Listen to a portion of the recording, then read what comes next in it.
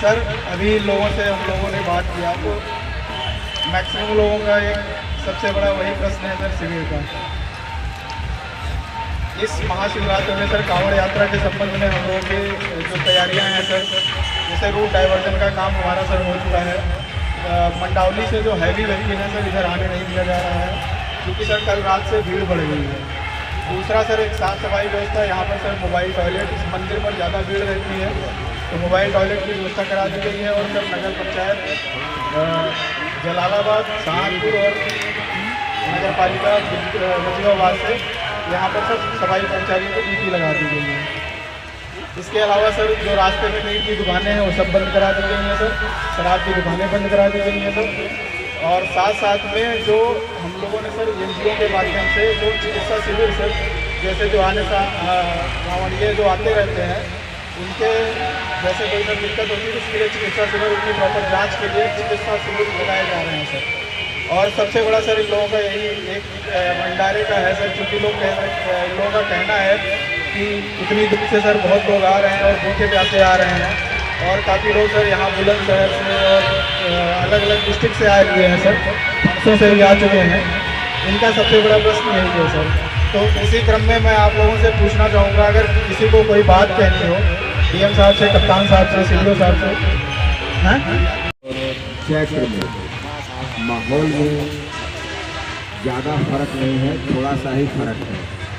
अगर किसी ने इंजेक्शन लगवा लिया या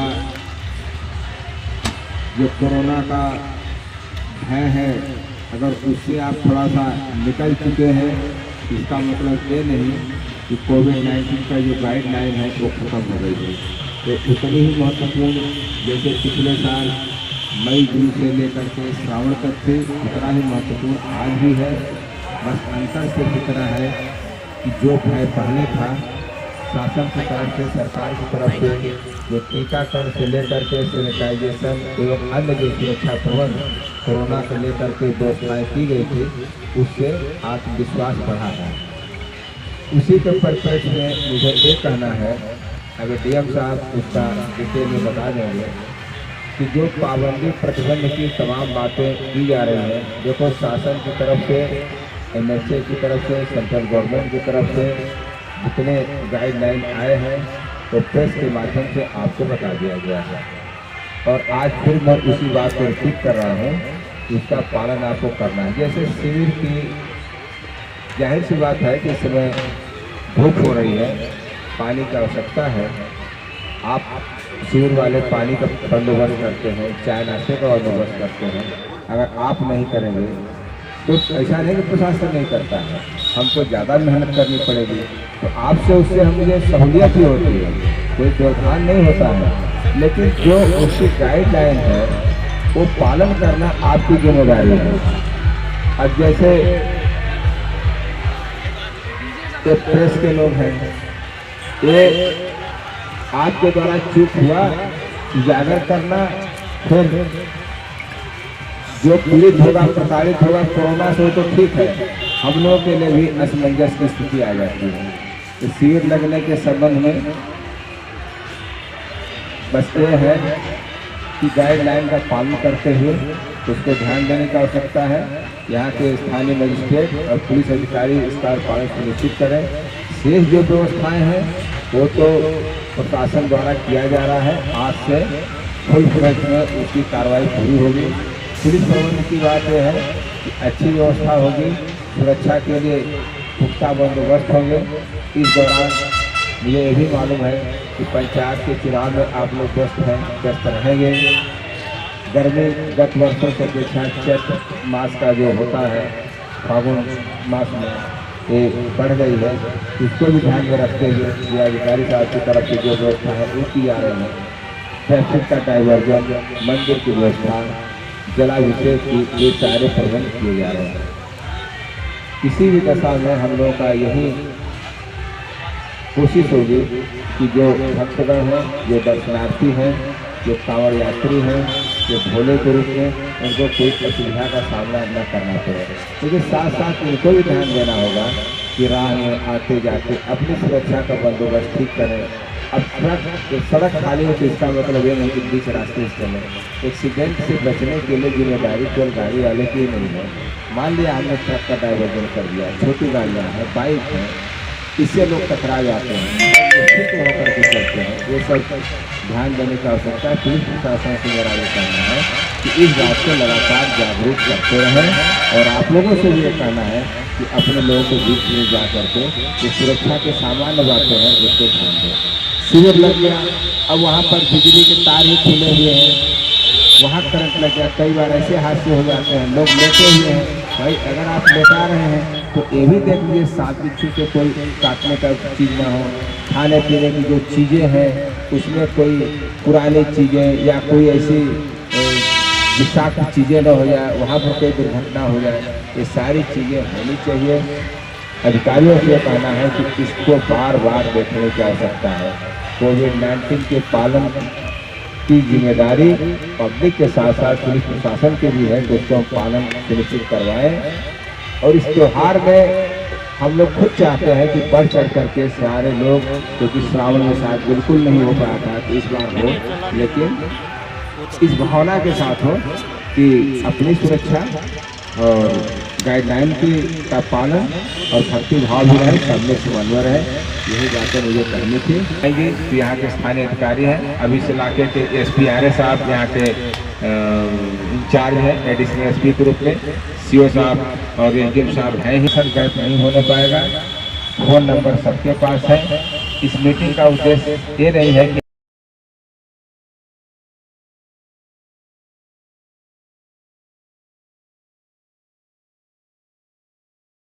भाव भी रहना चाहिए। इसमें हम लोग आलोचना के पात्र बनते हैं कि जा तो रहे हैं शंकर जी के पूजा में और इतनी साधना लेकर के, इतनी मिन्नत लेकर के और बहुत घोड़े तरीके से प्रदर्शन होता है, तो वो तमाम लोगों को आप प्रश्नवाचक चिन्ह छोड़ जाते हैं और हंसी के पात्र बन जाते हैं। तो इसके ध्यान देने की जरूरत आप सबके समाज की है।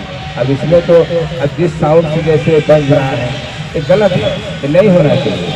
अगर अनेक पुलिस वाले इसे कर दें तो धार्मिक भावनाओं को ठेस पहुँचाए वगैरह वगैरह और सारा समुदाय उनके साथ इकट्ठा होगा। तो इस सब में संतुलन बनाने की आवश्यकता है और इसमें आपका सबका सहयोग अपेक्षित है। इतनी बातें बतानी थी। शुभकामनाएं। मैं अपनी बात प्रारंभ करूं उससे पहले ये कहना चाहता हूं कि हमारे सामने जितने लोग बैठे हुए हैं उनमें से 75% लोगों ने मास्क नहीं लगाया हुआ और हमारी प्रशासनिक व्यवस्था की यही सबसे बड़ी चिंता है। साल का एक त्यौहार होता है, कांवड़ यात्रा है, सकुशल निपट जाए। आपको जितनी सुविधाएं हम उपलब्ध करा सकते हैं प्रशासन की तरफ से उतनी सुविधाएं हम उपलब्ध करा पाएँ। ये तभी संभव है कि जब आप हमारा सहयोग करें। ये मान लेना कि कोविड-19 समाप्त हो गया है और बहुत ही उच्छृंखलता जैसा माहौल कोविड-19 के सिलसिले से अब किया जा सकता है, ऐसा है नहीं। और यदि आपके दिमाग में ऐसा है तो हम आज आपको सामने ये क्लियर कर देना चाहते हैं कि कोविड के प्रोटोकॉल का पालन प्रत्येक दशा में करना होगा। मैं दो लिहाज से अपनी बात कह रहा हूँ। उत्तराखंड सरकार की ओर से, डीएम हरिद्वार की तरफ से और उससे पहले जनवरी 21 इसमें भारत सरकार की जो गाइडलाइन कुंभ यानी जिसमें महाशिवरात्रि का स्नान एक स्नान होगा, इसके सिलसिले से उनकी गाइडलाइंस आई हुई है। कुंभ का आयोजन पूरे देश में, प्रदेशों में एक बहुत बड़ा आयोजन होता है। उसमें बहुत सारी सावधानियां हमको रखनी है। हमारे पड़ोस के ज़िले में ये आयोजन हो रहा है, यद्यपि वो उत्तराखंड प्रदेश में पड़ता है, लेकिन हमारी जिम्मेदारी पड़ोस का जनपद होने के नाते बहुत बड़ी है। क्या क्या चीज़ें हैं मैं आपके सामने एक एक करके स्पष्ट कर रहा हूँ। एक दिन से थोड़ा ज़्यादा समय लगता है, एक दिन से सवा दिन का समय लगता है। उसके बाद ये सर्टिफिकेट डाउनलोड किया जा सकता है। ये सर्टिफिकेट लेके जाएंगे ऐसा उत्तराखंड सरकार और MHA की यानी ministry of home affairs Bharat सरकार की गाइडलाइंस में है। हम आपकी जानकारी में ला रहे हैं। हमारी व्यवस्था यहाँ के लोगों का कोरोना टेस्ट कराने की वहाँ पर है सभी CHCs में। जाहिर है कि लाखों की तादाद में एक जगह नहीं हो सकती, अलग अलग, नगीना में अलग है, रामपुर में अलग है, शेरकोट में अलग है, अफजलगढ़ में अलग है, बिजनौर में अलग है, चांदपुर में अलग है। लेकिन हम आपके सामने स्पष्ट कर रहे हैं कि अगर वहाँ हरिद्वार में आप जाते हैं और आपके पास सर्टिफिकेट नहीं है और कोई तकलीफ होती है तो फिर ये जिम्मेदारी आपकी रहेगी कि साहब आपने सर्टिफिकेट क्यों नहीं लिया। 60 साल से ऊपर के लोगों के बारे में ये सुझाव दिया गया है कि ऐसे लोग या बच्चे छोटे ऐसे लोग ना जाएं तो बेहतर है। ये कोविड प्रोटोकॉल के खिलाफ होगा। वहाँ भी ये व्यवस्थाएं होंगी। वहाँ और क्या क्या करना मैं आपको बता दूँ। 6 फीट की दूरी पब्लिक प्लेसेस में बनाए रखनी ज़रूरी होगी। यहाँ पर कोई 6 फीट की दूरी पर नहीं बैठा है। ये आदत हम लोग भूल गए। ये इस प्रोटोकॉल में है कि 6 फीट की दूरी यथासंभव, चलिए यथासंभव मान लिया, हर जगह संभव नहीं होता, चलते समय संभव नहीं होगा, लेकिन यथासंभव 6 फीट की दूरी बनाए रखना ज़रूरी।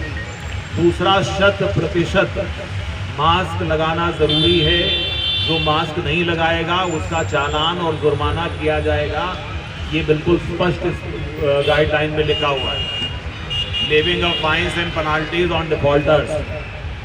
तीसरी बात, भीड़ मत लगाइए, संख्या सीमित रखिए और कोविड प्रोटोकॉल का पालन करिए। और बताएं। यात्रा को लेकर के यहाँ मोटा महादेव जो नजीबाबाद में हमारा एक मुख्य मंदिर है, वहाँ पर ये बैठक आयोजित होने की परंपरा रही है। तो आज पुलिस के और प्रशासन के सब अधिकारियों ने यहाँ बैठक की और विभाग के अधिकारी भी रहे हैं।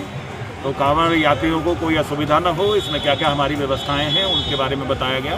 चाहे वो सफाई हो, टॉयलेट हो, पीने का पानी हो, सड़कों की मरम्मत हो, बिजली हो, सुरक्षा हो, तमाम बारे में हम लोगों ने बात की।